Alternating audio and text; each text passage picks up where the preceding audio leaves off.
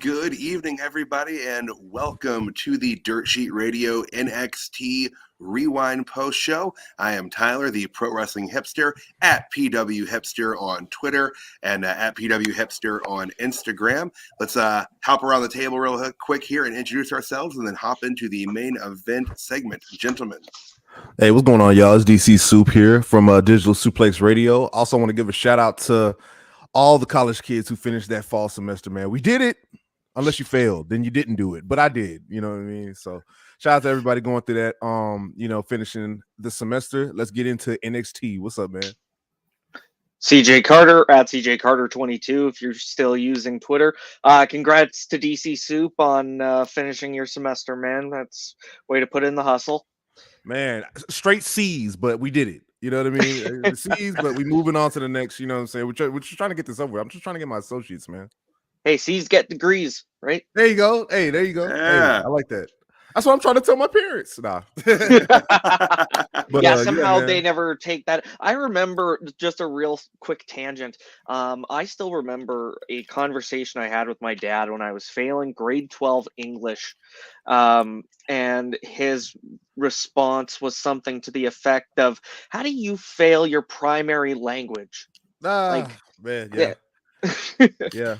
Because the English language makes very little sense, and it's, actually 5 languages under one trench coat pretending to be a language. Honestly, it's like one of the hardest languages. Tracks. Yeah. But I digress. I don't know if we're here to discuss linguistics this evening, gentlemen. We're here for NXT, and let's just hop in. So I guess we should hop in the main event segment, as that was the main event, I guess, of the evening. Baron Corbin and Ilya Dragunov having a face-to-face in the ring. Dragunov is so intense that even his hugs are like ridiculously over the top. Like he had that vein bulge on a hug. Yeah. I'm afraid to congratulate him on on graduating his semester. I'm saying, graduation, he's probably gonna squeeze the life out of you. You know what I mean? He's so intense. He is, and unfortunately, it just doesn't make up for it. Like, there's a difference between not making me care about a match, and then there's sucking enjoyment out of a storyline. Holy God, Baron Corbin makes me question why I do this. Like, Okay. I know, bold words, but my God, like, it's not about material things, says a man who has been flaunting his material worth in Dragunov's face for the last 2 weeks. Mm-hmm. Yeah. What? Even just overall, like, what the hell was that segment? Like, I think the best thing about that segment was the Iron Survivor brawl at the end. Brawl.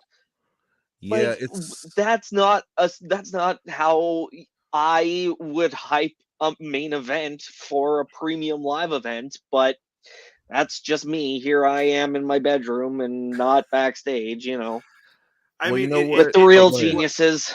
It makes you want to see Baron Corbin get the crap knocked out of him, but his very presence makes you want to see the crap get knocked out of him. Yeah. You make my point for me. There you go. Hey, you know what? This is a typical, what I like to call a Dolph Ziggler or Shinsuke Nakamura feud, where this isn't gonna be looked on and Ilya Dragunov's run as that great feud. You have to, you can't just not do anything. Well, unless you're MJF or Roman Reigns, but you can't just not do anything on par to the next or on course to the next rival. They're trying, like I said last week, in the first time we did the show, they're gonna try to find something for Baron Corbin to do, no matter where he's at. It just seems like he just doesn't click. I feel like he should be a strong, stable wrestler, like X-Pac or something like that. You know what I mean? Because it's just you can't get invested because the basis of the storyline is hard to get heat because it's just like, you miss your family, and then Dragunov's like, oh, that's the whole storyline. It's just like making Dragunov mad. I don't know. Maybe it might work. It might hit home for some people. It just, I don't know. It's not really doing it for me, but I am looking forward to the in-ring action though. Yeah, the match should be solid, but I do agree with you. The premise of the feud is weak at best. Yeah, man. They're doing the best they can. I don't know what else you could. what else Ilya and Baron Corbin could beef over. I guess this Mhm. would be a good option for them to beef over, but it's just I don't know, man. You know, they're trying. I can tell they're trying. You know, and Ilya's giving it all. Nobody's phoning it in, but you know, it Oh is yeah, what it absolutely. is. That they are doing the best they can with the angle they've been given. There you go. Yeah. I no. CJ's had enough. We, He's yeah, done. we got to move on. Yeah, we got to All get right. You know, hey. Well, then let's go from that main event segment to the top of the show. Real quick, And Tyler, I don't want to interrupt too. What did y'all think about this episode? Because I thought it was a very weird episode, and we can get into it. But I thought this was a strange episode. it felt paced oddly to me. I agree with It was that. kind of weird, and I'm gonna explain. There's two big things I didn't like about this show, but we'll get into it as we come to it. All right. All right. So the show itself opened with the women's last chance fatal 4-way qualifier match. We had Roxanne Perez taking on Roxanne Perez taking on Thea Hall, Fallon Henley, Kiana James. I am tripping over my words right now. It's a lot of names. Guys. It's a lot of Yeah. WWE names. It's okay, man. Yeah, there's a lot of NXT sounding names in there. But Sarah Angel. right.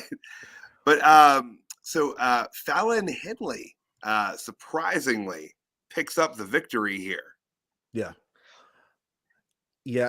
And sorry, go ahead. Well, you know, I didn't mean to cut you off, but I was going to say, you know, it's just one of those things where it's like, you know, WWE likes to do this thing recently where they go with the odd choice. And I think Fallon Henley, being that she's in a faction with Bronson, I'm so sorry. Briggs. There you go. Yeah. You know, since she's in a faction, you at least, this is like Ivy Nile winning a qualifying match for the WWE Women's Championship, like on the main roster. So it's kind of cool that she's getting a chance, because I haven't really seen any big buzz about Fallon Henley lately. So I mean, if this is a cool chance for her to shine on Deadline, man, go and give us a good match and let people get behind you. Yeah, she definitely has that star potential. I even remember thinking that during her entrance, like, this is someone that could go all the way if they give her the opportunity. So hopefully this sets up for something, even if it's not the Iron Survivor title shot, even if it's something a little further down the road. She's kind of forming that basis for proving herself whenever they need someone to step up. Absolutely. Now, I will say I feel that her victory was a little overshadowed by the Perez James dynamic. Yeah. Like, 'cause I feel like that was the story that they were really pushing the hardest during this fatal 4-way, which the match itself was fantastic. Lots of quick-paced action. But I do feel like the Perez and James story was what they were pushing harder over everything else. So while it is cool that, you know, they're going with Fallon on it, I don't feel like that was the main thing they were pushing out of that match. No, and another thing that I wanted to point out about that match, they had that picture-in-picture shot of the NXT champion, and then you see Tatum Paxley hovering over Valkyria's shoulder as well. You know, like, they are proving week in and week out that the NXT women's division is the strongest in the industry. Yes, I wanted to say that too. Talking about the match itself. Fatal 4-way matches, you know, you might have a big spot and then two people go to the outside and you have a singles match. This is one of those instances where, like, you have a fatal 4-way match and it's nonstop. It was something always happening. Something was always happening. It was very smooth. It wasn't botchy. It wasn't clunky like you might see any, you know, other places. They in the Performance Center, they get down. WWE does. So I think in ring, like I said, you know, before, I think NXT has the best women's roster right now going. You know what I'm saying? Oh, absolutely. That's just from what I've seen. Yeah, I couldn't predict the winner going into this match. Like, there was a lot of momentum behind every single one of these women. They've all had a decent focus somewhere on TV lately.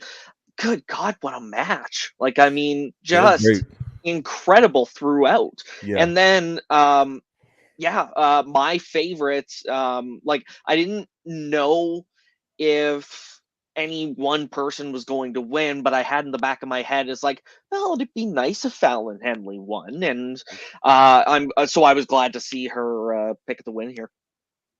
Yeah, for sure. Yeah, and let's see, match went 10 minutes and 9 seconds.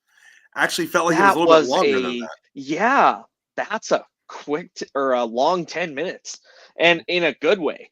Right. Oh, All right, gentlemen. Anything else on the opening match? I thought it was a great 4-way. One of the best 4-ways I've seen on like NXT, like TV, like in a while. So I thought they did great. Well, how about the table spot? Oh Yeah. God, Yeah, what a good it spot. was brutal. And like I said again, like, you know, where have you seen like a great women's table spot like that, you know, before? You know, I'm not trying to put anybody or anything down, but just everything was just well executed. Like everything worked flawlessly. I hope they got like some props going back through the curtain, because I think they all did great. Absolutely.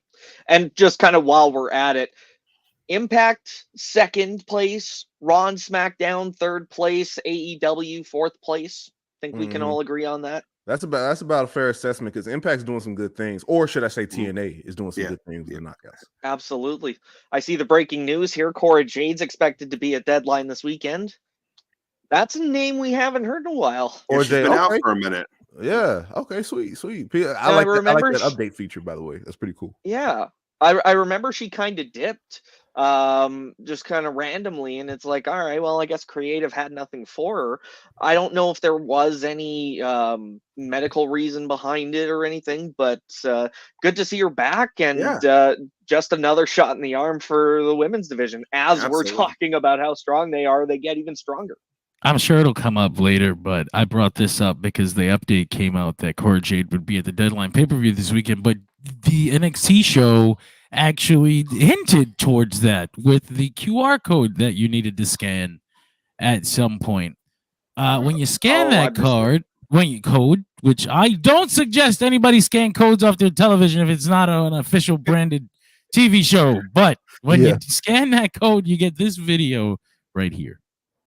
See you at Deadline. That's it.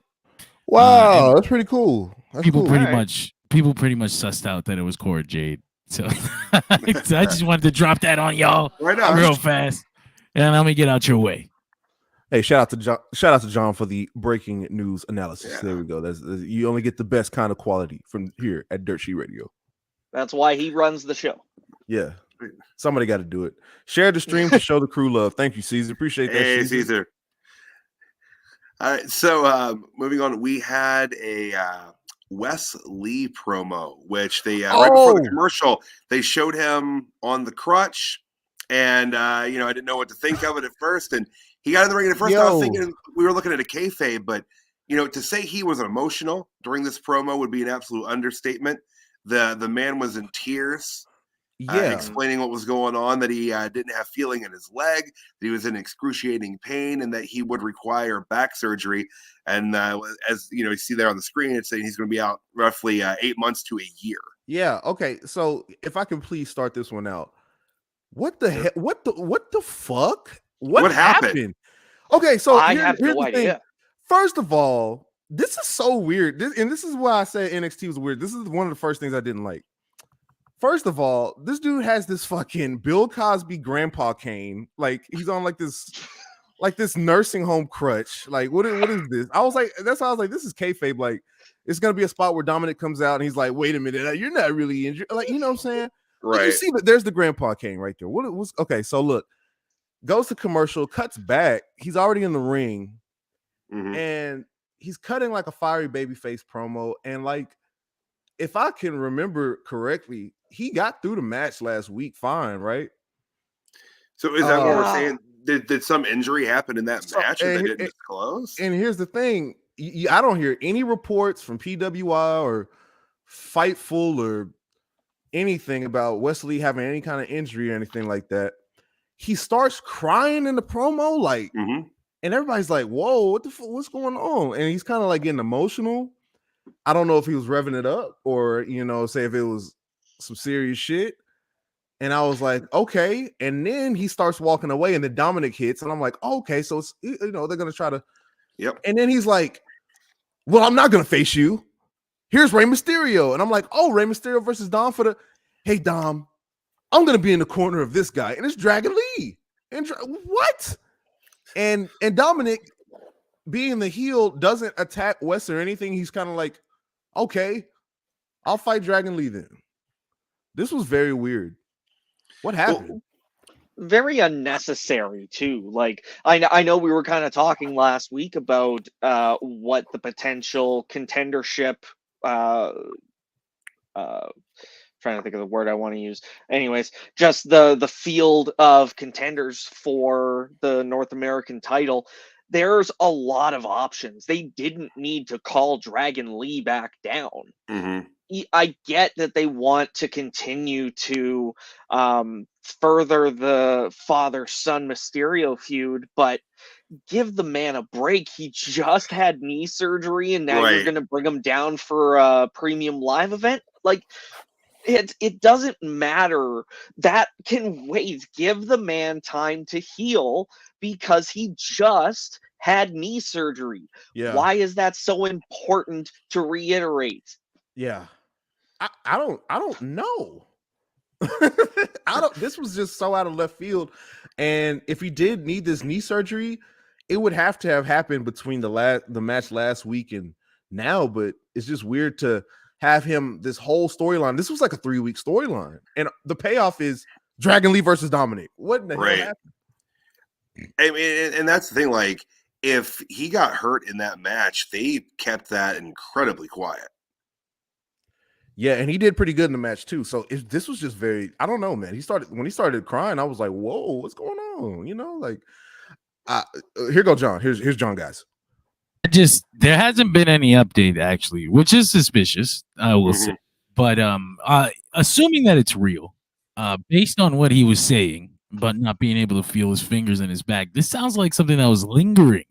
It might not have happened last week. This sounds like something he's just been pushing forward with. I'm trying to look for updates now. Like, I was trying to find something before you guys moved on, but what the hell going on? Yeah, there doesn't seem to be anything. So I thought I thought I'd throw this little input in, because if this is legit and he's really out 8 to 12 months and it's not just a way to write him off, then that's some major shit. Like, that's even worse than something that can happen in a match. That's like, I haven't been able to feel my legs in the last month. Right. You know, like, they say 8 to 12 months, but nobody knows if you come back from something like that. No. Surgery on the knee. That's that crazy. I saw even earlier today that they were that they had to take some time off because they were fighting hurt, and now they're injured. But I can't think of who it was. I don't know if that sounds familiar for you guys. I'm not sure, man. Not sure. Yeah. These injuries come pretty quick. These injuries, Yeah. You know what I'm saying? And if it is, I mean, I hope Wes feels better. Hey, or he might be working all of us. I don't know. That's kind of crazy for that to happen like that. So. I will say, if this is an angle, I'm really, really impressed with. Yeah, Wes we got Mark Henry. Yeah, for sure. That was great. If they are, though, it really kills all of Wesley's momentum to do that right before the premium live event. If it is part of the story, it's not a good story. Like, it does absolutely nothing for Wes Lee for them to pull the rug out from under him right when he's got nice momentum, pure momentum. Yeah, and this was his whole thing about coming back, was redemption for getting screwed out of the title. And you know, he comes out with the grandpa cane and I can't wrestle no more. It's kind of a bummer, bro. So I was just saying last week about how, you know, people can get behind Wes Lee's marketable as a babyface, and for him to be out this long, if this is legit or if something happened backstage that we don't know about, then that's horrible timing. Yeah. So it is what it is, man. I guess Lee. But Lee and Dominic's gonna go off, man, because the match they had on Raw, I think that was Dominic's best match of his career. You know what I'm saying? So they absolutely will have a great match. Like, yeah, Dom could go, man. Question. Oh yeah, Dom's great. Yeah, they go Ray right there. And they're carting Ray out to be in Dragon Lee's corner. So I forgot that Ray's injured as well. So it's gonna be interesting too. So you got two. Is Dragon Lee officially a member of the LWO at this point? Not yet. Okay. I don't think think so. there's more problems brewing in the LWO Than than Dragon Lee, whether or yeah. not Is there Dragon even a Lee, Dragon? Is there even if a Dragon Lee LWO? even wants a part of that right now. Probably not. Yeah, he has a lot going on. So I don't know if LW is. I don't even know if LWO is a thing because you got Zelina and Hat LWO and not Hat LWO and Carlito. That's So I don't know. I don't even know how that's going down right there. So we're gonna see that. LWO Wolfpack. LWO Wolfpack. There you go. You know what I'm saying? Dragon LWO Dragon. LWO Hollywood. LWO, yeah. The you thought it was over, folks? Nah, we're gonna keep this going for another. The merch sells itself. You understand? Right. Yeah. Right, Yeah. And then they all come back together when Ray is healed LWO Classic. yeah, there you go. LWO Silver. You know what I mean? LWO 2000. Damn it. Holy shit. So after the Wesley segment, we had a backstage segment in the trainer's room, which set up another match for Deadline this weekend between sorry, one of my cats just decided to hop up here and make a lot of noise on my lap. So the run-in. This is the joy of a live show. Ownership. Everyone. There we go. Yeah, You know yeah. what I'm saying? Yeah. But that set up a match between James and Perez, which by the end of the show they announced will be a cage match. Wow. You know what? I missed this. This is when I went out to go to the gas station, but I missed this part. But a cage match, huh? That's pretty cool. Yeah. Kind of seems out of Ava Rain Ava Rain women's general manager. What's she made some executive decisions throughout the night, and they're definitely bringing her into this authority figure role. Mhm. But did I miss something? Like, was that ever announced or discussed? So, I think it was a few weeks ago. I think they showed her going into Shawn Michaels' office. Okay. Which was, I think, either a week or 2 weeks after her conversation with Paul Heyman. Mm-hmm. Right. So I had it written down here somewhere. I wonder if there is a connection for the bloodline to have some NXT authority. Maybe she makes her way through the system up to SmackDown and ends up as an assistant to Nick Aldis.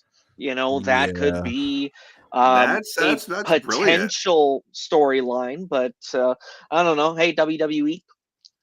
Yeah, there you go. Yeah, we're not pointing any fingers, but look our direction. You understand? Yeah. John. Remember, you heard it here first. Yeah. We know you're watching. John says, glad they're keeping Ava on TV. Yeah, me too, man. I'm glad Ava's getting some. And you know what? Get rid of that. We're gonna talk about Joe Gacy, I guess, but that just wasn't gonna work. That wasn't gonna work, bro. You know what I mean? It's like. I don't know. He said herself in a title match. Yeah, straight up. Hey, straight up, skip the line. You know what I mean? That's a good way to say it. That's a good way to do it. Do you think they'll ever come to the point where they'll just be like, "Hey, look, guys, we all know this is The Rock's daughter." Do you think they're ever going to get to that point? I don't know if you remember another authority figure that used their authority to book themselves as a contender for a title. Constable Corbin did that. Oh man, we're not gonna put Constable Corbin booking on Ava, man. We're not gonna write her off like that, man. No. How about the night already? Yeah, well, spoiler alert. Constable of the night. You know what I mean? I just I see the opportunity to throw Corbin under a bus, and I have to take it.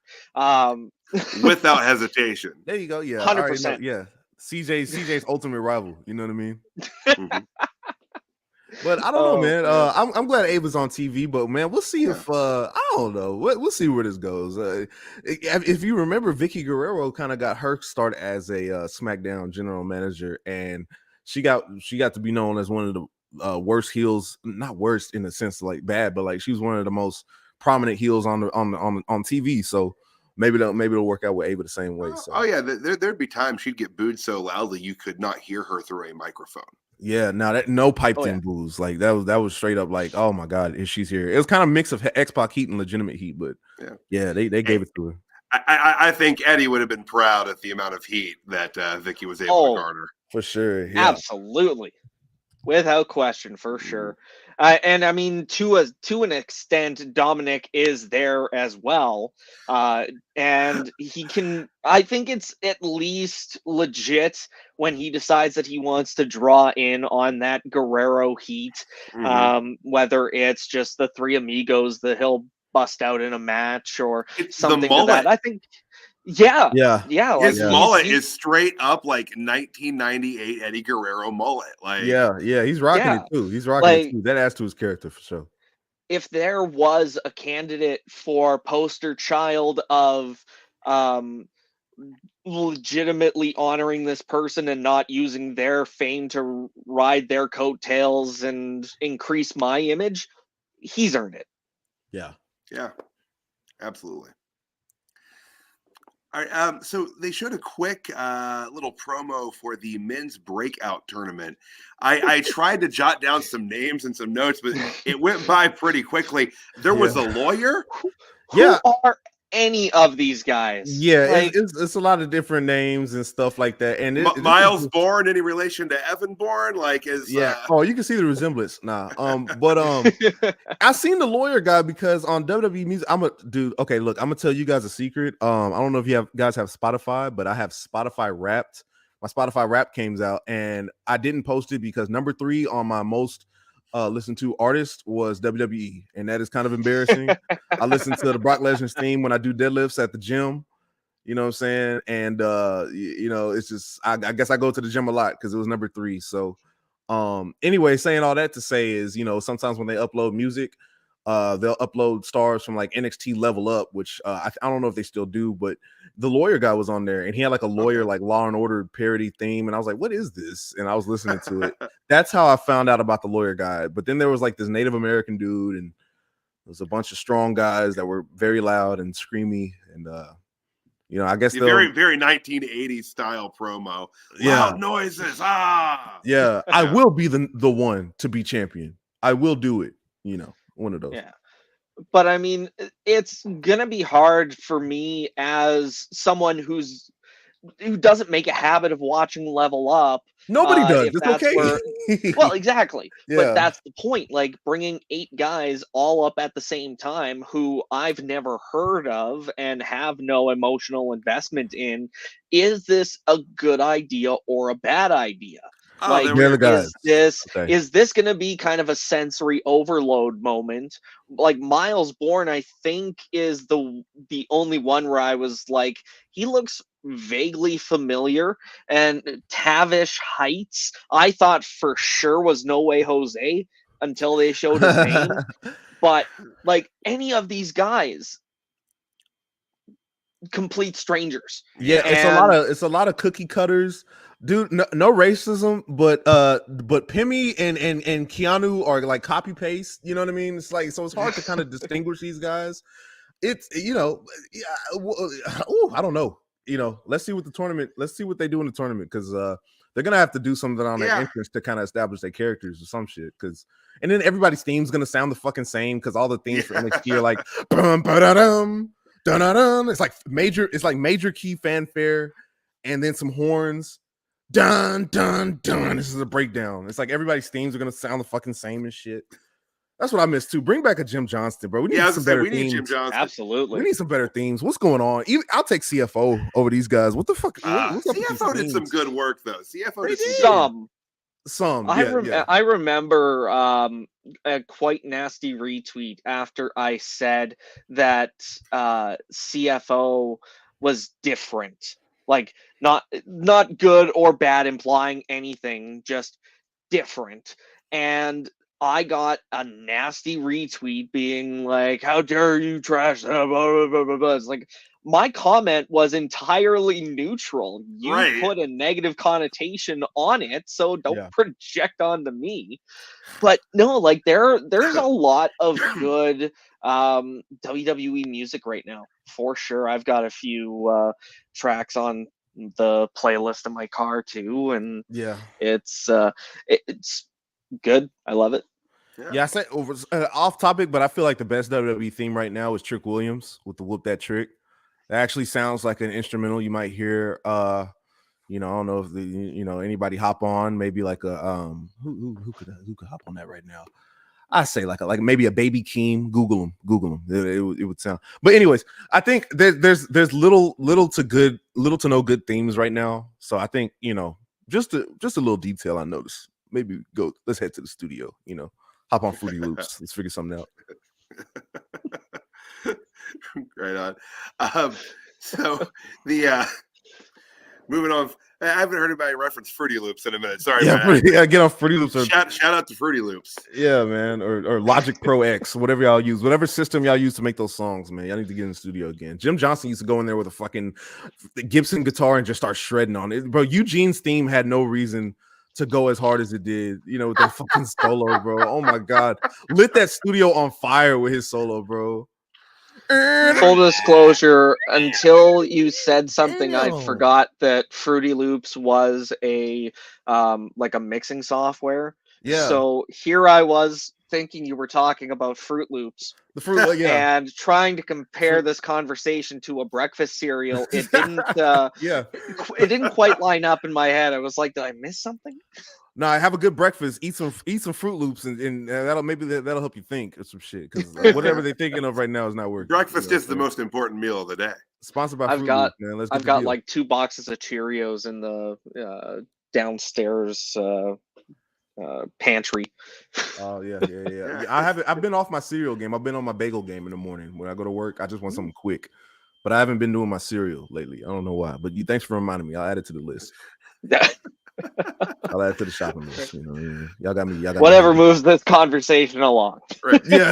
All right, gentlemen. So the next match this evening, we had Lola Vice with Elektra Lopez taking on Tatum Paxley. This was set up in a backstage segment a little bit earlier in the evening. Tatum Paxley rocking a kind of a wilder gimmick now. What was her gimmick before? I'm not familiar with Tatum Paxley. I'm a little. I hadn't seen her on TV in a long time until last week when she was just creeping in the background there. Yeah. Last time we had seen her was when she was still teaming with Ivy Nile, and then they split. Tatum, I think, had a few singles matches and then just kind of dipped after a while. And I think this was what we were talking about last week. Like, here she comes in with this new character, new look entirely. And you had to research and find out that way that it was Tatum Paxley. Like, she was completely unrecognizable. So to bring her back and have her lose in her first singles match was a bit of a choice. It was definitely, and Lola Vice was a weird opponent to put her against. Like, I felt going into this match that Lola was gonna win. Like, she had the momentum. That is a solid look, I gotta say. It's pretty cool. Gives me Daphne vibes. Yeah, absolutely. Daphne, but it is in fact inspired by Daphne. Okay. Wow, there you go. There you go. He is. I saw it. I saw it. I saw the inspiration. There you go. And yeah, to have her lose in her first match was a bit of a choice, but I mean, it made sense for Lola to pick up the win here, and hopefully this does well to silence if there was anyone that thought picking Vice to win the breakout tournament was a mistake. I think this is a good spotlight to shine on her, and I think she's going to use it well. Yeah, absolutely. Yeah. And I have to say that Paxley was really fluid in the ring. I thought the movements looked crisp. She was really into the gimmick, doing just those odd, almost kind of possessed style movements. A little Bray Wyatt-ish, I would actually say. Doing nice. The kind of the push up on the back and everything, but she pulled it off really well. It was a really interesting characterization for her, and I'm interested to see where they go with it going forward. Me too. And shout out to Lola Vice, man. She did great too. I like her work with Elektra Lopez. I think they're pretty good. I think they're a pretty good duo. I think they match up pretty well. Yeah, absolutely. Definitely when the rest of Legado got called up without her, and she ended up getting replaced with why am I blanking on her name? Zelina Vega. I definitely had a moment of that feels like a disrespectful choice. But like she's really thrived now on her own initially, and then starting in this team with Lola Vice. So if they do get called up to the main roster as a tag team, I think that would give the women's tag division a good shot in the arm. Yeah, exactly. Absolutely. Bro. Yeah, another good look for the women's division. Mm-hmm. Hey, like we keep saying, NXT has such a strong focus on women's wrestling. Well, and I think they hinted at the possibility of Lola using her breakout tournament victory title shot at the women's tag titles. Mm-hmm. They did. Yeah. So there is a very good chance that if they want to have them make a splash on the main roster, they have a great opportunity to do that right now. Yeah, because we said this before. Those belts are pretty cold right now. Oh yeah. Like who's Yeah. the champion right now? Tiffany. Piper Niven and Oh, Chelsea. you talking about Green. Chelsea? Yeah. Oh, you talking about the tag titles? Yeah, man. Yeah. What are you gonna do with them? What are you gonna do with those titles? Maybe make them. I don't know. There's nothing. Using the breakout contract to cash in on those would be a pretty good shot in the arm for that. That would be a choice. Absolutely. Right, but also going back in time and stopping the amalgamation of the two women's titles would have also been a good choice. Should never have happened. I still do not understand the purpose of doing that. Exactly. Yeah. I don't know. I don't even think NXT was, as far as having women's titles for them, I don't think that was even the original plan, because I think the original plan was to have those women's titles go everywhere. So the fact that they even made NXT women's tag titles, I feel like was pointless. And it just kind of, desaturates the whole roster, because it's like, you have another 2 sets of tag titles. So who's the tag champions? Like who's the best on the brand? It's not like it's, AEW, like how they'll bring over ROH tag champs, or in New Japan tag champions, which is also a stretch in my opinion.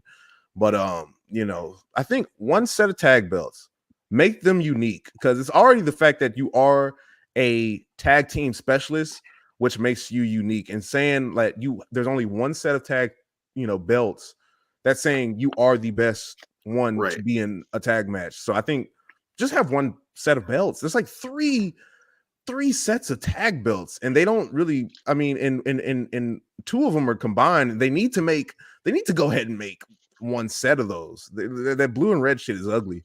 And the women's tag belts don't even mean anything. So, and they may or may not be cursed. So there's and and you could risk injury. You have a fucking 68% chance of getting injured holding them. Not that, it's like being on the cover of Mad. Mm-hmm. Another great example of the just weird booking strategy for the women's tag team division. They brought that up in a promo on a random episode of SmackDown, I think it was, a quick 30 seconds. Mm-hmm. And when was the last time we saw them? It was that promo. They never followed up. Yeah, that's right. But they don't expect us to remember that, man. This is they'll come and go. Don't expect us to remember. Then why? Like, I know, what are they giving us to invest in so that we do remember? And maybe plans change. If I can play devil's advocate, maybe plans change backstage. Maybe they figure somebody or a pair of people aren't ready. We don't really know what's happening back there. But like, it's kind of weird for us, the viewer, to be like, "But what the hell didn't that happen?" Loose ends, man. Retcon. Loose ends. Yeah, that's true. That's fair. But Lola Vice picked up the win there in 4 minutes and 4 seconds. After that, they showed a clip that was supposed to have taken place last week with Axiom talking to Nathan Frazer after Frazer's loss, which set up for them to have a match this evening. Did not know Axiom was one of the best talkers on the roster. I'll say that. I really like. I like Axiom's accent. Who is he supposed to be? I know he was somebody before Axiom. Maybe A-Kid. That's A-Kid. That is A-Kid, yeah. right? Okay, that's A-Kid. Yeah. I like. I think the mask is a little bit over the top or whatever. Mm-hmm. I never really got a chance to talk about Axiom. It does kind of seem like a weird gimmick, I guess. But I mean, it's cool to have inconspicuous kind of mask guy that doesn't have to be a luchador, and he can go. AK can go, and we'll talk about it when it comes up. But that will also lead me into the second thing I didn't like about the show.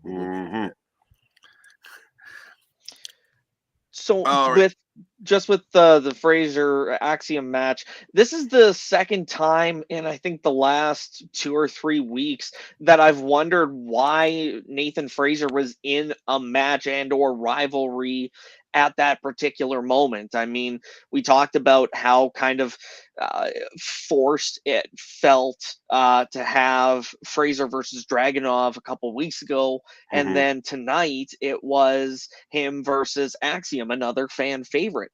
So what are they doing something with Nathan Fraser to maybe start pushing him into a more villainous direction, or is this another thing where it's just like we're just gonna see what sticks?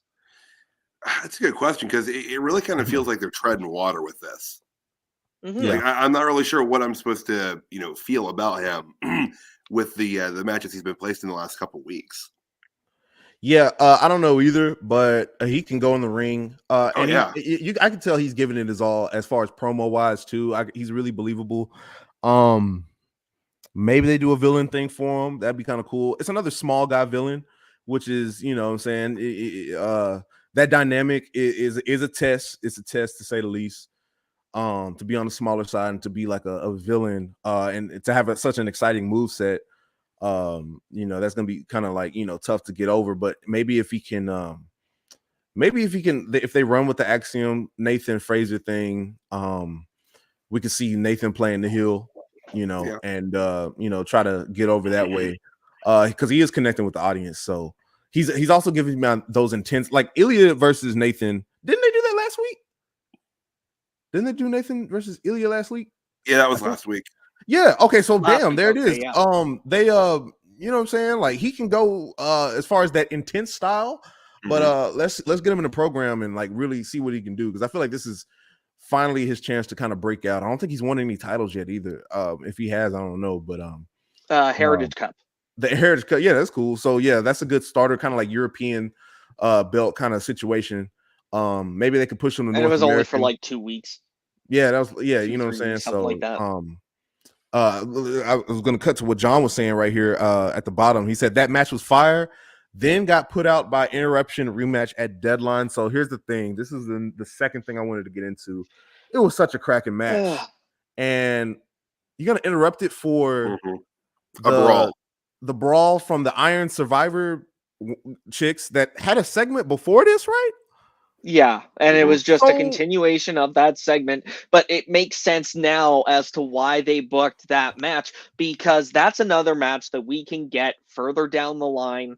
It's okay to interrupt this match because of the way that it was just kind of forced into being in the first place. So and yeah, with that knowledge in the back of my head of like, yeah, they just didn't care, they can throw something on there and make it up to us next week or something, then you get the added spotlight on the women's match because oh my god, look at how intent these women are to beat each other. That can't just be contained in one segment. Well, and NXT doesn't do a lot of finishes like this. Yeah. This is, right. And I think that's one of the reasons, It's like rare. with Soup, with you saying like it's frustrating because it sticks out because they don't do it that often. And so like, CJ, you're right. Like it's acceptable every once in a while, and you're right. It does put some more spotlight on the women's match. And again, it's a way to save this Fraser Axiom match for further down the road. Yeah. Yeah. Yeah, and maybe they will have like maybe a pre-match rematch ahead of Deadline. That'd be cool too. But we'll see where it goes with Nathan. I really, that's one of the guys I'm looking forward to see develop, because I see kind of like a Tyler Bates situation too, where you got a young guy who's really hungry, has a great move set, very fiery baby face. I can see him with the title in no time. Yeah. Quick side tangent, because I really thought we were going to get an answer on the announcement that an NXT superstar is going to be taking place in the US title tournament, and it never came up. So I don't know if they plan on addressing it on Friday, but I really thought we were going to hear something about it tonight, and it didn't happen. Yeah, I was expecting that as well. And actually, until you mentioned that, completely forgot that they didn't say anything about that. I happened to look at a note in my phone, and it was just like a light bulb that clicked because I forgotten it too. Good thing I wrote it down. Right. Yeah. But we But, were talking about it on Friday during the SmackDown show, and the pick that I had kind of suggested was Dijak, someone that he's got a good amount of momentum right now, especially heading into Deadline, and I don't think losing in that tournament is going to kind of affect his momentum. So that'd be my pick for getting thrown up there. Yeah. Yeah, absolutely. I don't know. I still expect Braun to get put onto the main roster at any point in time. We talked last week about how overdue it seems to be, but it's hard to say. But they're probably going to wait until Friday to make that announcement. Mm-hmm. Or after Deadline, even. Yeah, Yeah. could be at Deadline. Maybe they'll make the announcement at Deadline. Yeah, That's it'd be nice true. if I they guess we'll find advertised out on that Saturday. though. It'd be Yeah, nice they if should advertise that. Yeah. But before we get into the next match we had on the card, there was a NXT Anonymous video that showed Trick Williams being informed of Carmelo. Trick Williams seemingly was informed that Carmelo Hayes was going to be in the match. As Williams left, Hayes sent a message on his phone.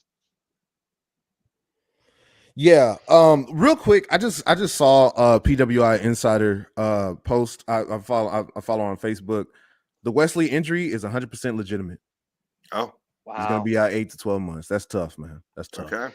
That's tough. Still doesn't indicate when it happened, or yeah, I don't know. That's wild, man. That's tough. He just came back, I think. Damn. Yeah. That's tough, man. I mean, that's wrestling, man. You know, it's just that's a tough one, but man, I can't wait for him to come back. But I guess that's why they did the switch like that. So that's crazy, man. That's crazy. hopefully comes back bigger and better than ever, and he'll have a lot of momentum behind him whenever he does come back.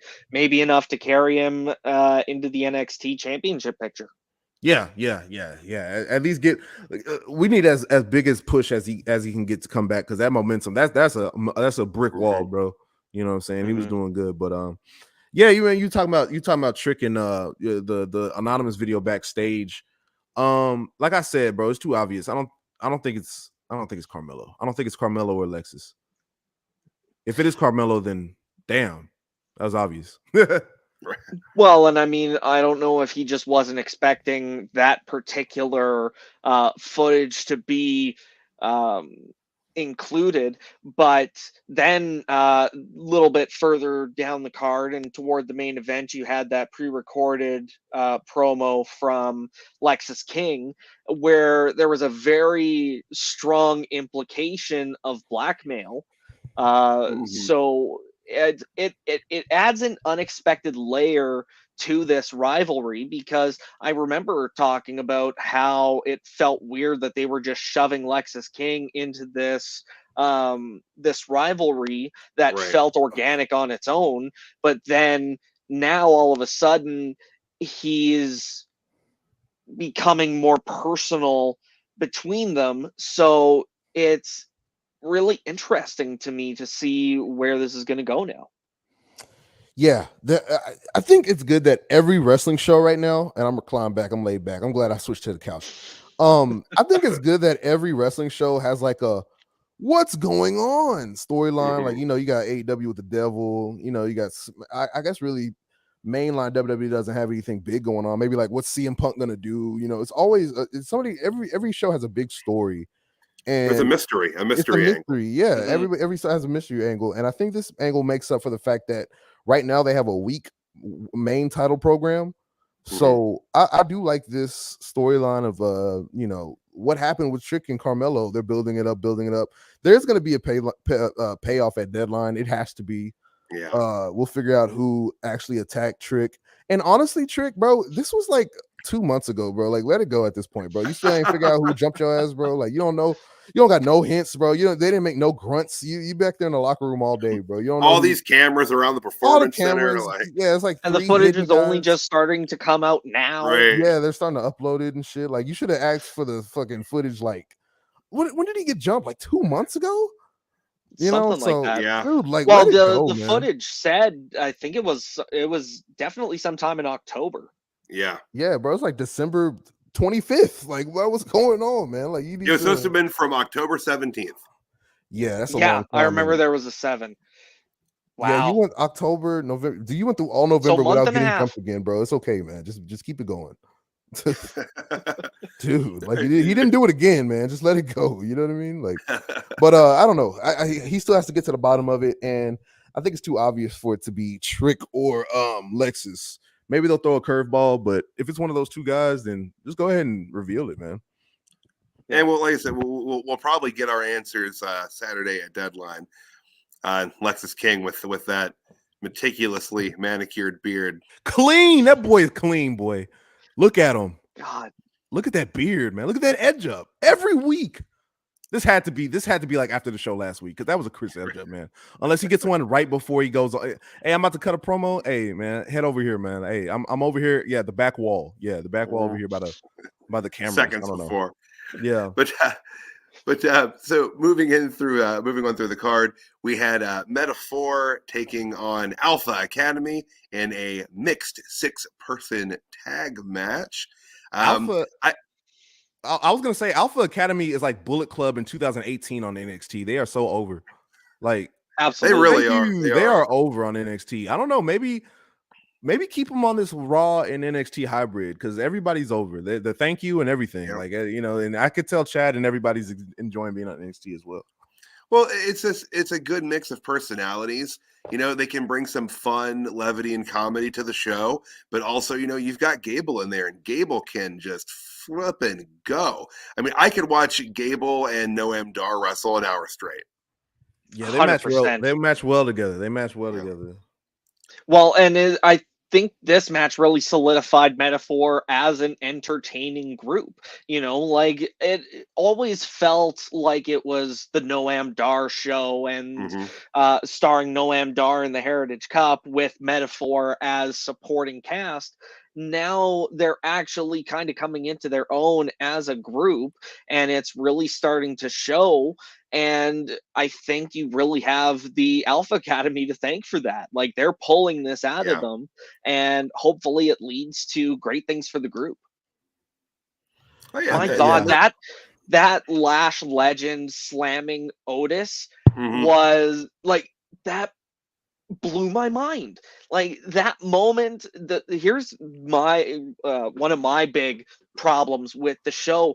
That moment deserved to breathe. Like, that was such an awe-inspiring moment. You had a star-making moment here, and then almost immediately you toss her back into the arms of Otis, like the punchline of a joke. Like, oh, here she goes again. Wah, wah. No, that was an impressive feat for anyone.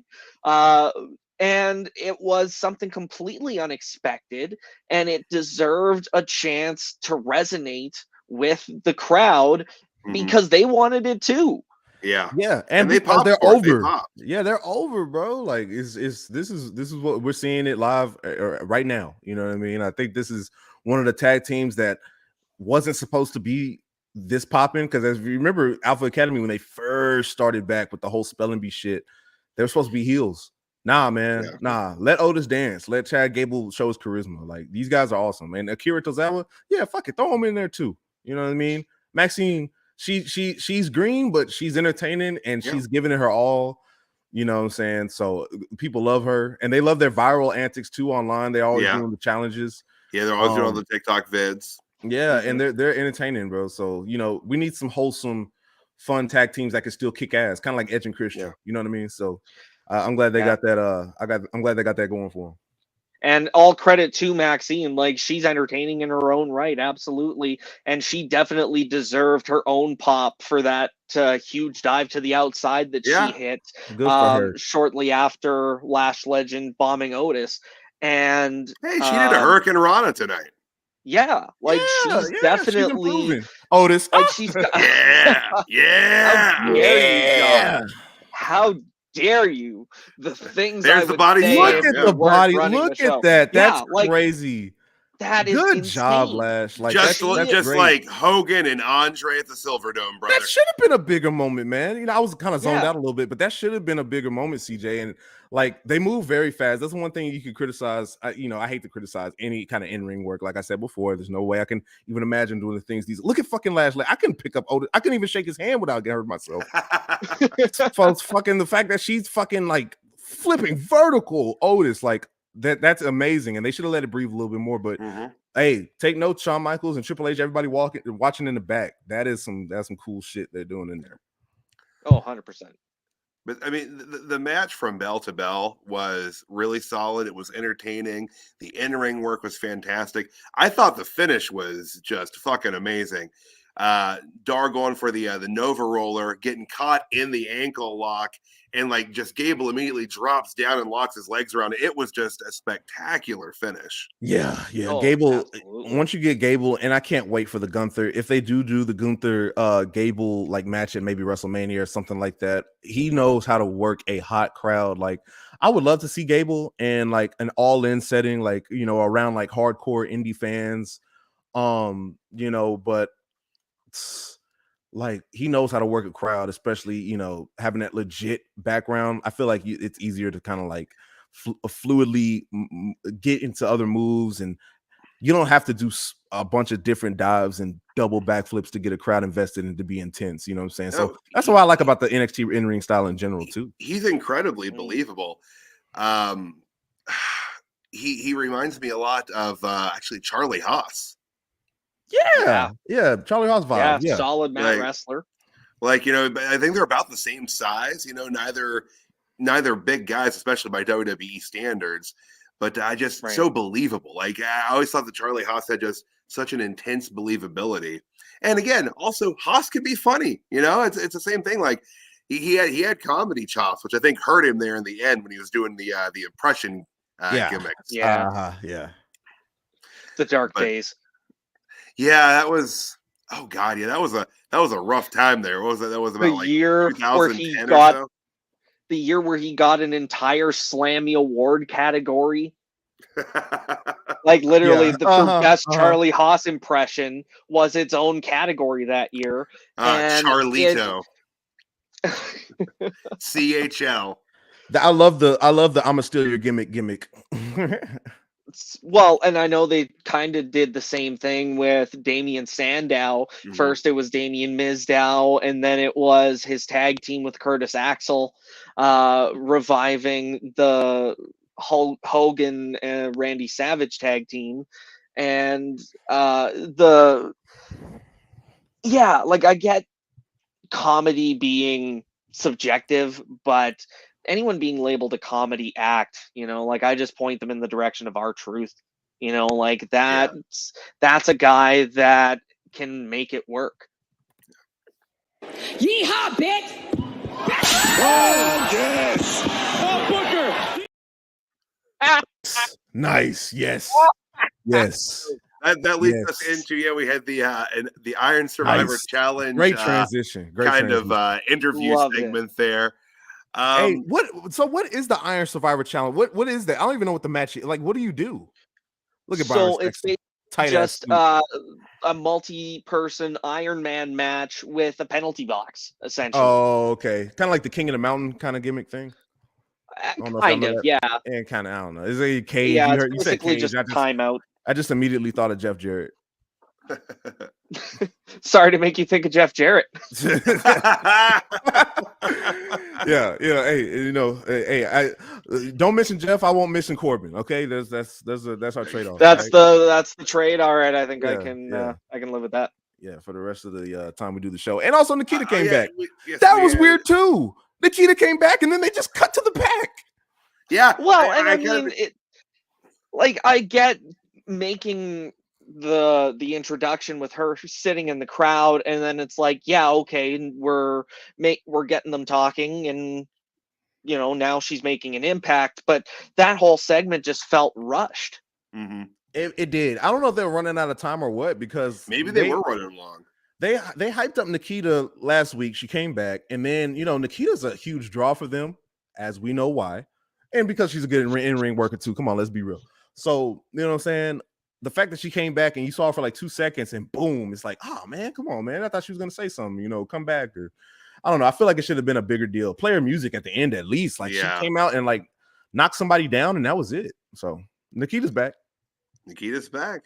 So we'll see where they go moving forward with that. The segment itself was pretty much what you would expect from a go home show segment of this kind.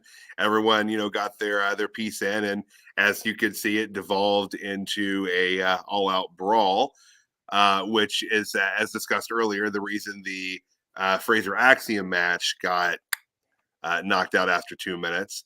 But so moving on from that segment, we got more information on the scandal that is the talk of the nation, the Chase U scandal. Hated it. This was awful. This was terrible.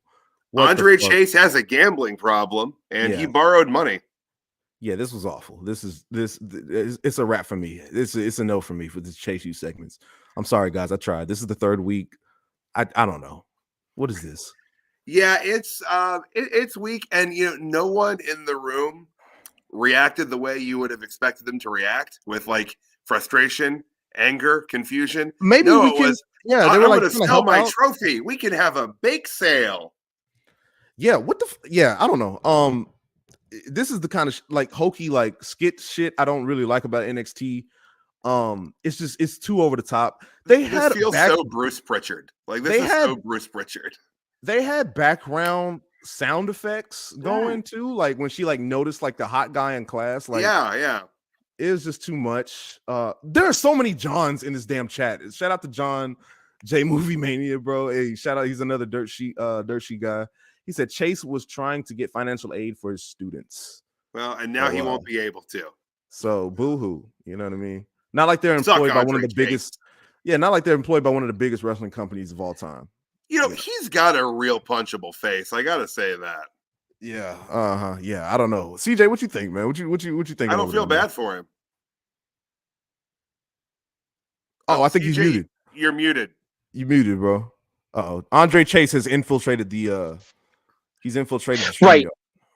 No, there was I was having technical difficulties on my end, so I muted myself just to make sure that if I was starting to swear out of frustration that I wasn't fixing it. I didn't want that going to air.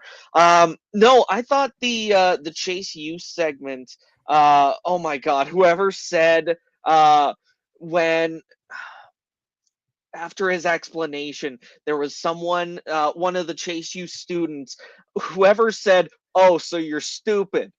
God bless you. That was one of those things I actually had to go back to make sure that I actually heard it. 100%. Go back, take a real close listen. You can hear this one student. "Oh, so you're stupid." But honestly, that kid's going places. Whoever said that's going places. It was secretly Fallon Henley. But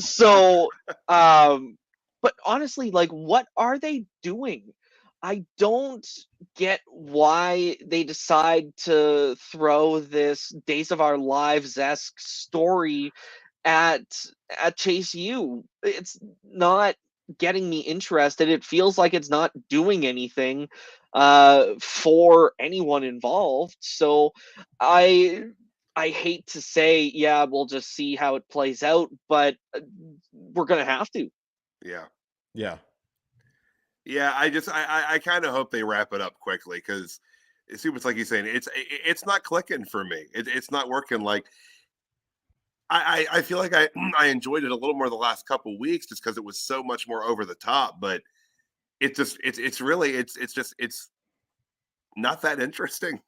You guys, and I don't know how this. Go ahead. You guys know the NXT roster better than I do, but it sounds like they're about to debut somebody or bring somebody in that lent this guy the money in the first place, who would that be?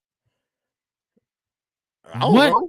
What kind of, because otherwise, what's the point of this being on TV, right? But it kind of What is seems the like point of this being on TV? Is a good it question. kind of seems like they're leading towards bringing someone in to either get them out of this situation or to deal with them because they put themselves in this situation. But it kind of feels to me that someone is about to come in and be a part of this. Maybe not somebody new, maybe already an established character, but I feel like you guys might know a little better than I do who someone like that could be. Well, we can Well, narrow it down. It's definitely not going to be Ted DiBiase. We know that for a fact. Or No, Junior. he's It's not going to be a little busy for a while. Yeah, he's a Little little bit. hung up. So Yeah. yeah, I don't know. Who we y'all think? know we know I the mean- D'Angelo family is involved somehow. Right. They've made that abundantly clear through the magic of promo, and it feels like, for me anyways, that it's just essentially that, like Mhm. that was who he was.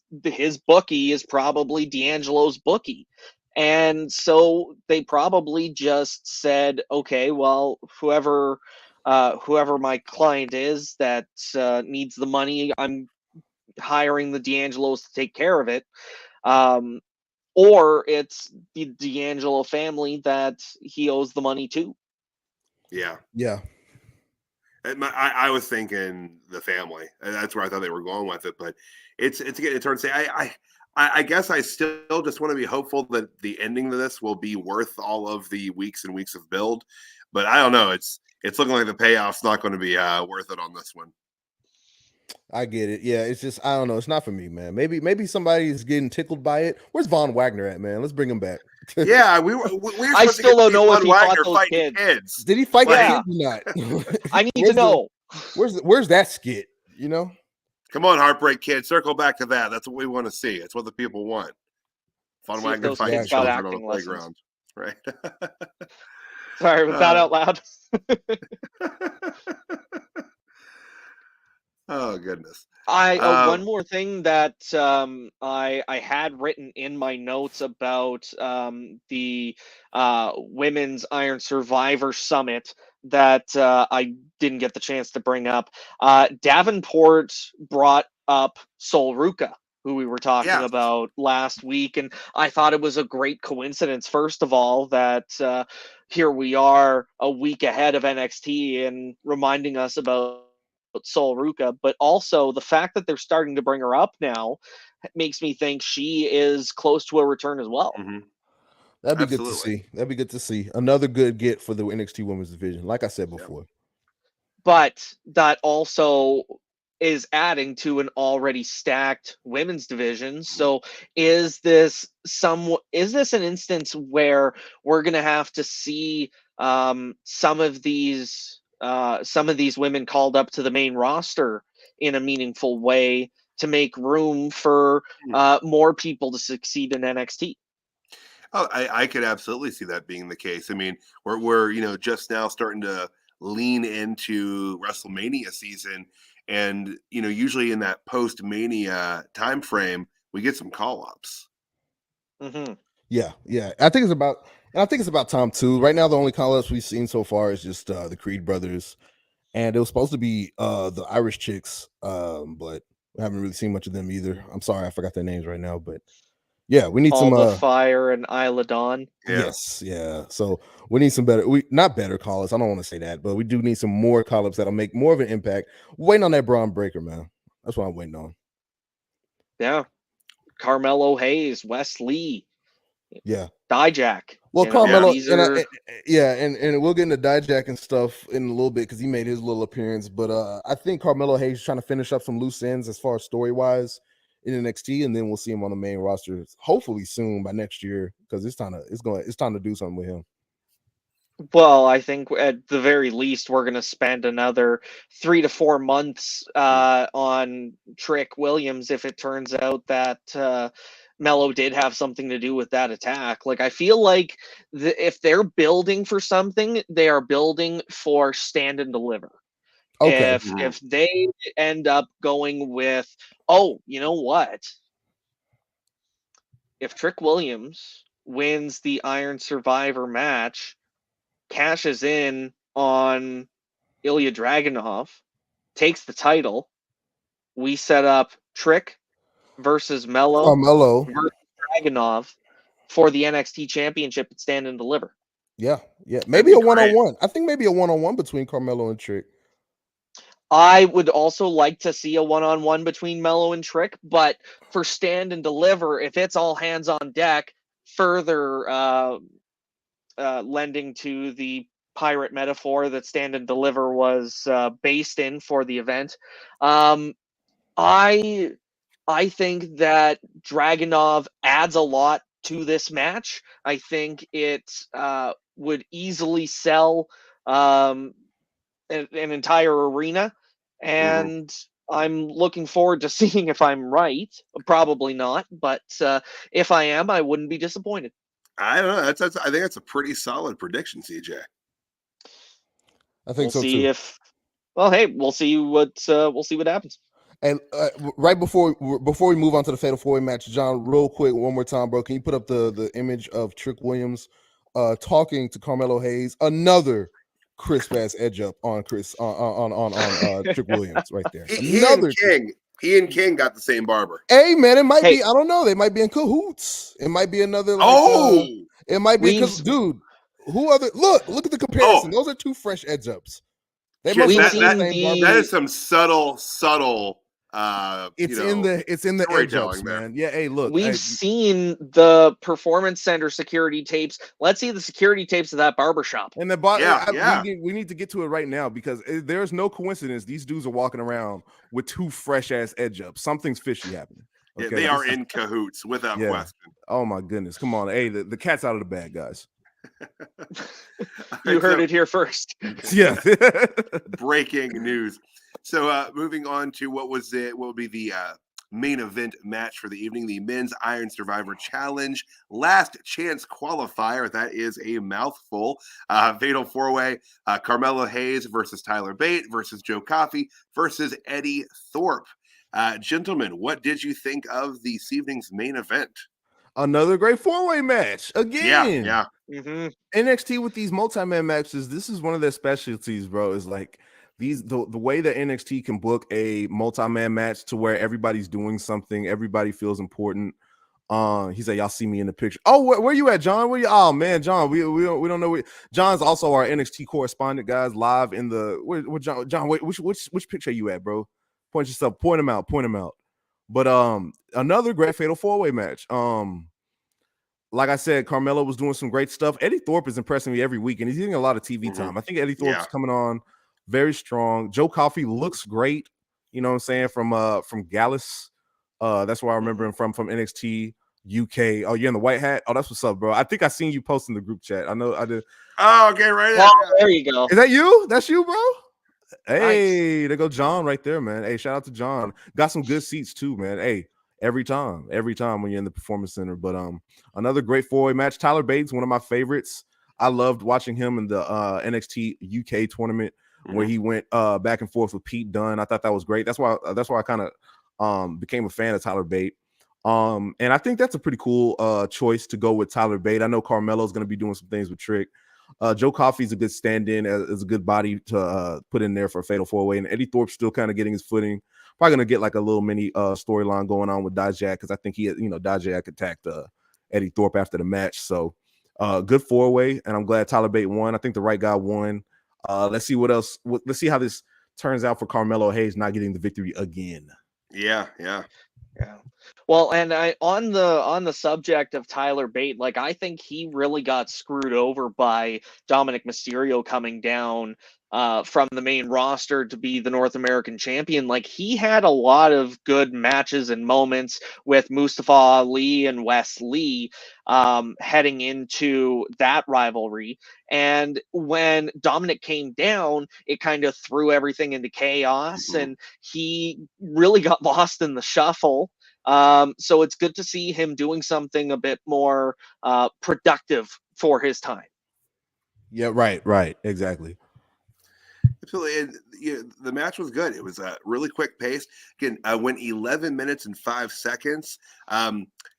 it felt longer than that again, which is and not in a bad way. But they shoved so much into this match in 11 minutes. I would have thought it was at least 15 or 17. Well, and again, you got to take 4 guys, and you still got to make them all shine, even if only one of them is able to win. Mhm. Who is your favorite to win the Iron Survivor match?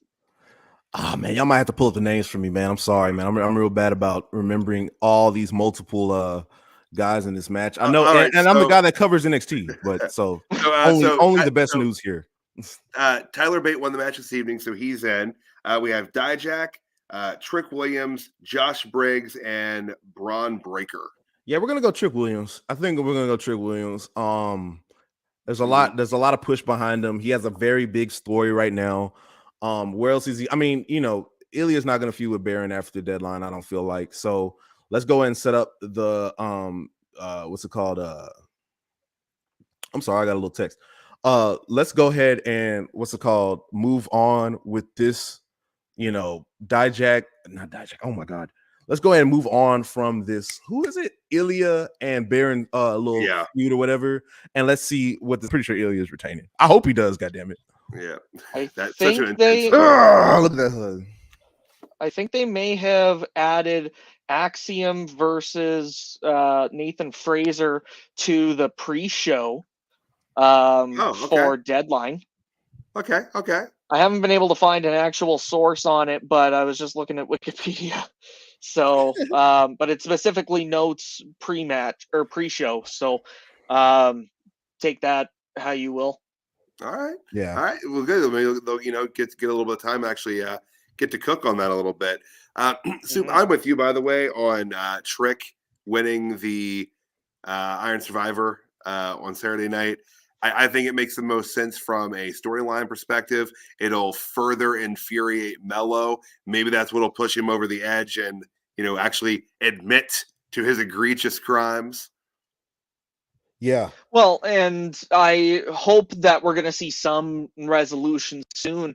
I know I've said in the past about how the good part about long-term booking is you get a long-term story, and I love seeing how these stories evolve, but then you got to wait for it, Right. So it's one of those things, like, I'm invested, but I just want a resolution. Yeah, and it's time to have that resolution at Deadline. They've been building it up. Like I said, Trick got jumped 2 months ago, y'all. Who did it? So no, exactly. But yeah, as far as my prediction, Trick Williams, it's got to be. He's just on such a roll right now. He's got that authentic, genuine crowd momentum, and if they really want to set up something big, this is the best opportunity to do it. And that's why I said in the chat for Raw last night that the best time for Cody Rhodes to have won was WrestleMania 39. They have an opportunity to not set up Trick Williams down the road. Do it now, because he's got that red hot momentum. Don't let him lose it. Yeah. Go ahead, bro. Honestly, you have to strike when the iron's hot. I mean, go back to the lead into WrestleMania 30 with Daniel Bryan. They kept trying to push it off, and that's kind of the mentality. Well, we can do this down the road. You can't build something that organic more than once. It's going to it's lightning in a bottle. It's going to happen when it happens, and you have to strike when it is red hot. And Trick's hot. Yeah. And I mean, you mentioned Daniel Bryan. Kofi Kingston's another great example. It's those moments, and his moment is, it's got to be Deadline. Yeah. Let's see what happens Deadline, and we will be here reviewing Deadline this Saturday as well. Yeah. Yes, we All will. 3 of us. Yeah, man, we're gonna be there. Yeah, so that being said, just real quick before we get into the jobbers and megastars of the night, let's just kind of run down the card real quick. Sorry, the Constable Corbin of the night. Yeah. So that's that that's wasn't what I was chuckling at, but it's still a good acknowledgement. yeah.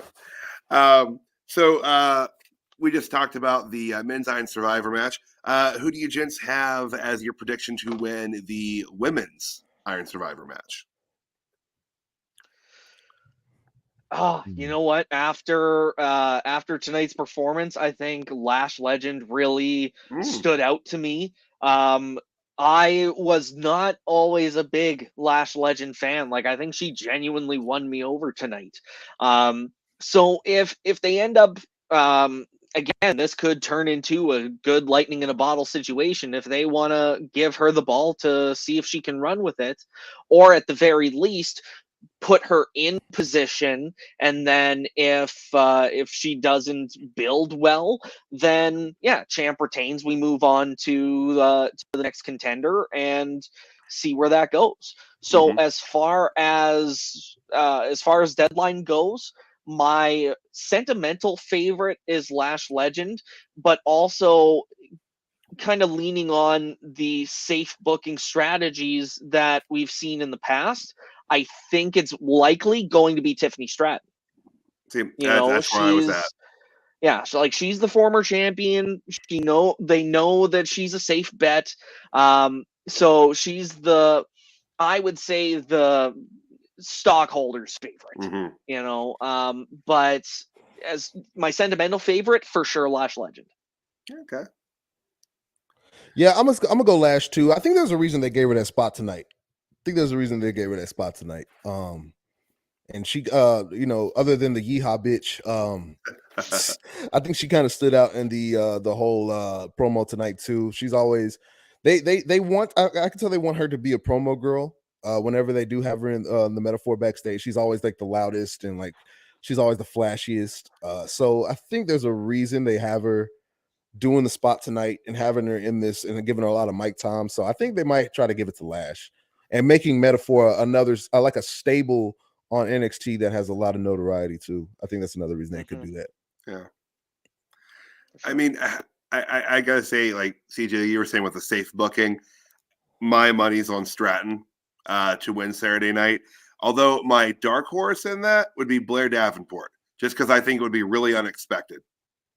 Well, and they never really did capitalize on the potential momentum for her being the perpetrator of all the backstage and parking lot attacks. Like they put her up against Roxanne Perez, and Perez, I'd say, got the best out of that rivalry. So they never really did give her a chance to shine. So if they do go down that road with Blair Davenport, it would be deserved. But again, the safe booking that we've seen in the past, it's telling me Stratton is the most likely candidate. Yeah, Stratton too. All right. Let's see. Perez and James in a cage. They might give it to. I think they might give it to Perez.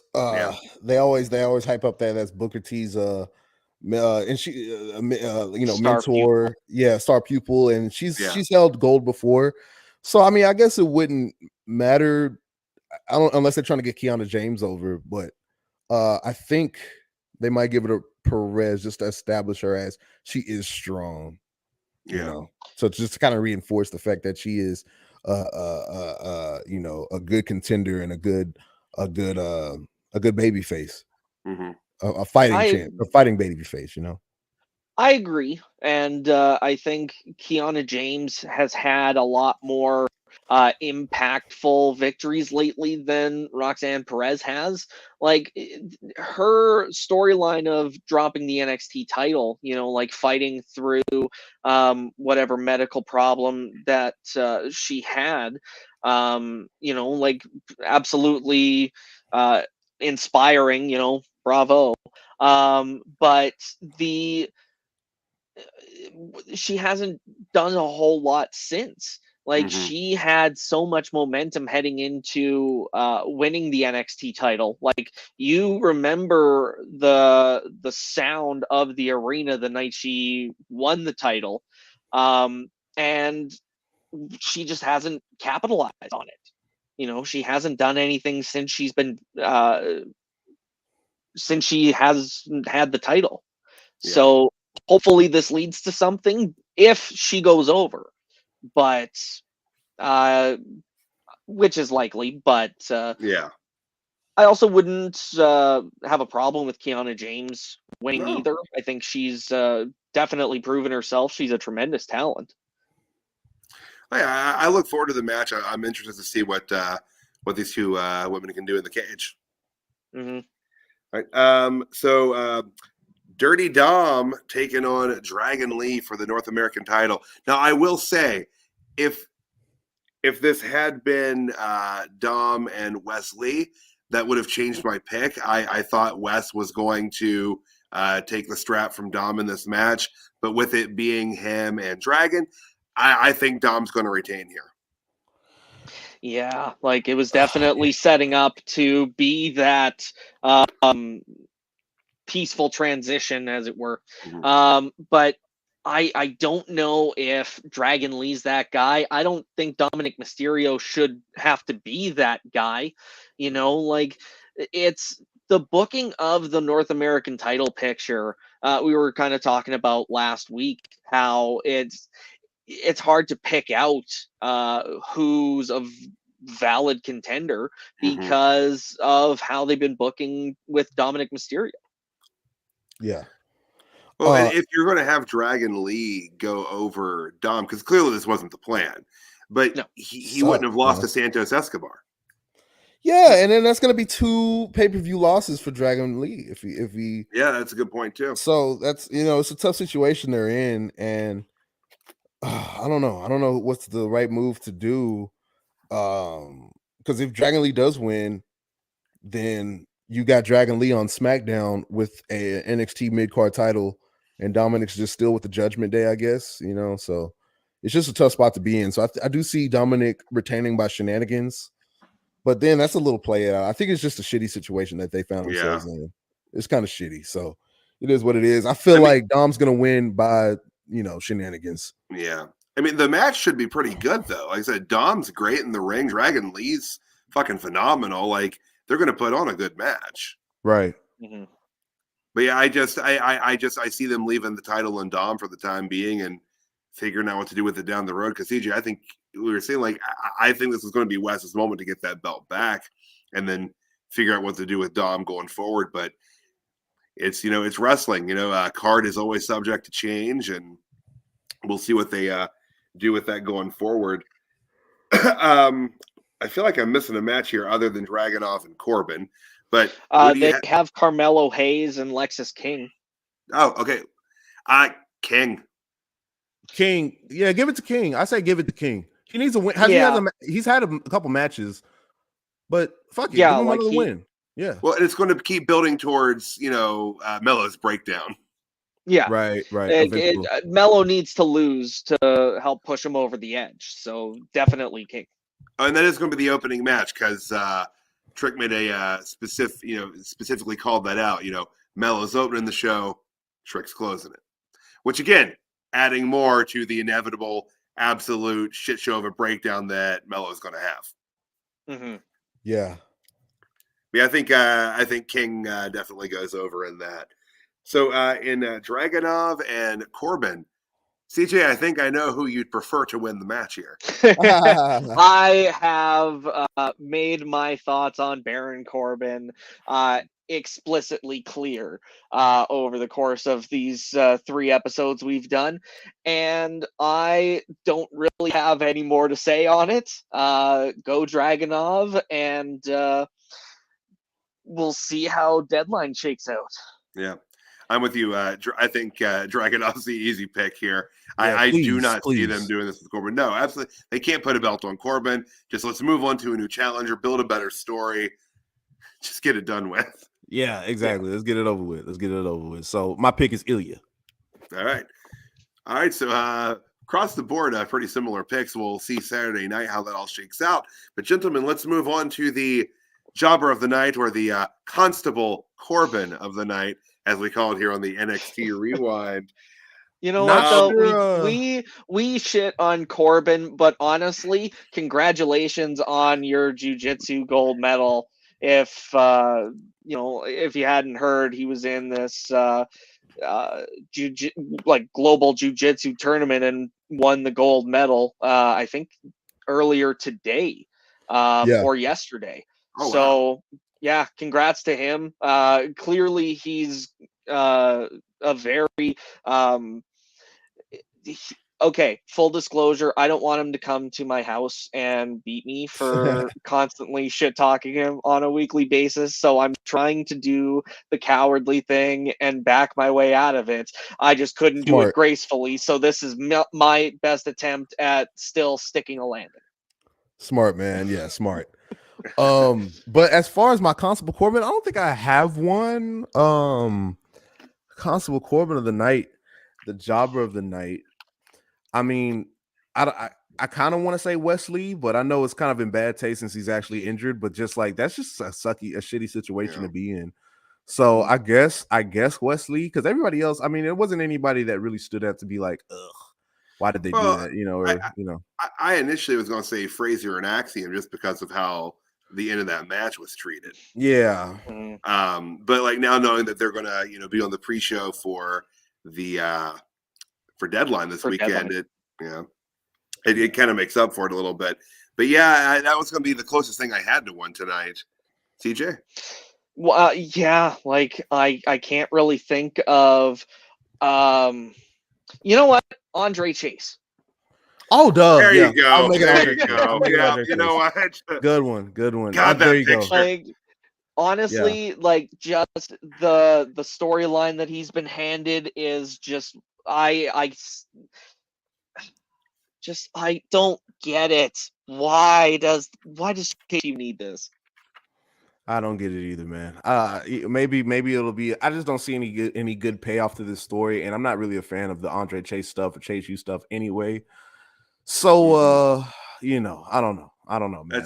That is a fantastic answer. Fantastic. I don't know. I just don't know, man. So Andre Chase is going to be my jobber of the night. Yeah. Or Constable Corbin. Let's unanimously agree. There we go. Yeah, I think that's all votes have been changed to Andre Chase. But what are we gonna say? What are we gonna say for the megastar tonight? Who y'all think got it? Because I think me personally, for my megastar tonight, we got to give it to Lash, man. That was a great spot. Mm-hmm. That was a great spot. I'm gonna give my megastar tonight to Lash because everybody needs coming up at NXT, everybody needs a breakout moment. When you look at highlight packages of Lash Legend, you're gonna see this picture. Yeah, and 100%. She has the potential to be a megastar. At first, I wasn't feeling the metaphor stuff.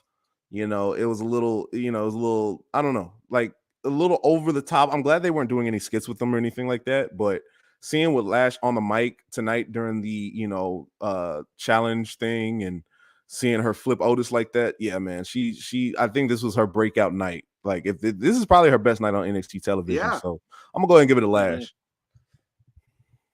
Well, and I even said it earlier when we were talking about that summit. She has definitely won me over. It's one of those. She's opened my eyes, and I think my megastar pick of the night has to be her too. Like, she's just gotten so much star power for herself in that one move.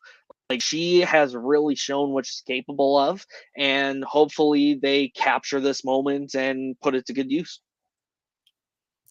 Yeah, absolutely. So I'll diverge a little bit here. I was actually going to go with Roxanne Perez. I thought really I thought really the last couple weeks I'm kind of combining that in a little bit with this, but I've really enjoyed the angle. I'm looking forward to the cage match this weekend, and I loved that table spot tonight. Fair. Yes, that was awesome a great spot. table spot. I like that choice for megastar too. I feel like Roxanne Perez, like I said, is going to go over in the cage match as well because they're trying to paint her to be like a breakout women's star from NXT. So I think that's a good shout. She won the breakout tournament, didn't she? I believe so. Yeah, because that was the title shot that led to her splitting from Cora Jade. Mm-hmm. So Yeah, the breakout tournament was supposed to be her breakout moment. yeah. Yeah. Uh-huh. And so, why not put a hat on a hat and have her win a cage match, Fair. Exactly. All right, gentlemen. Anything else on this evening's episode of NXT? Nothing. I thought it was All just a weird show. It was a kind of a weird show, but It was a weird go home show. It was a weird go home weird show. Yeah. Yeah. Hey, Yeah. you know what? You're right. Let Sean and Hunter cook. Just let them. Yeah. Let them cook. I Yeah. like that. I like that picture. Let them cook. Let them cook. I like that, man. Hey, but you know what I'm saying? I can't wait for deadline, man. Let's see what happens deadline. Yeah, We will be back Saturday. So we'll all be Absolutely. back. Yeah. So again, at PW Hipster, I'm Tyler. Like we just said, I will be back with these gentlemen this Saturday night for NXT Deadline, immediately following the PLE. It's hard to say that. I just want to say pay-per-view every time. I pay for Peacock. I'm still paying to view it. For the cock. We're not legally required to follow WWE branding. We can call it whatever we want. That's right. That's why I always say belts and straps and wrestler, Wrestling, and hospital. We're allowed to say these things. Local medical facility. But so we'll be back Saturday night, and you always see me on Monday nights, and of course Tuesday with you gentlemen. CJ, where will we see you next, and your socials and such? Well, of course, you'll see me this Friday for the SmackDown Rewind show. Saturday, I'll be here for Deadline, and then back here next Tuesday for NXT. Socials on X, Twitter, whatever, at CJCarter22. If you manage to find me in real life, you don't know me. There you go. And Just I'm stay away from me in person. Yeah. And that goes for me too. No, I'm just playing. I'm DC Scoop. You can catch me at Instagram at Young Suplex or Digital Suplex Radio. You can find me there. Look me up on YouTube, TikTok, and Instagram. That's where you're going to find me. And I'll see you guys later on Saturday for NXT Deadline. All right, for Dirt Sheet Radio, guys, thank you to everyone that tunes in live and watches us on delay. Appreciate your viewership. We'll see you next time. Have a great night, everybody. See y'all later, man. Peace. Yeet.